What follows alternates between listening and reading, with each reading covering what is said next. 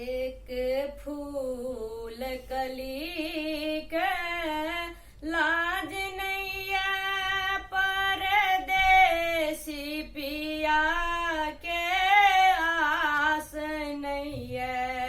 एक फूल कली के लाज नैया परदेसी पिया के आस नैया। परदेस गेला पर चट भेला पर नारी के देखी भुलाई गेला। परदेस गेला पर चट भेला पर नारी के देखी भुलाई गेला।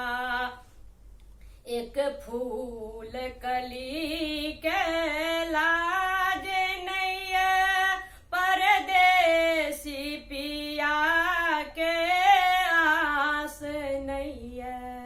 सावन बरस बादल गरजे सावन बरस बादल गरजे सखी सब कजरी गावैया संग में। सावन बरस बादल गरजे सखी सब कजरी गावैया संग में। हिया हारी बैसल छी आंगन में पिया कानी रहल छी मन ही मन में। हिया हारी बैसल छी आंगन में पिया कानी रहल छी मन ही मन में। एक फूल कली के लाज नैया परदेसी पिया के आस नैया। एक फूल कली के लाज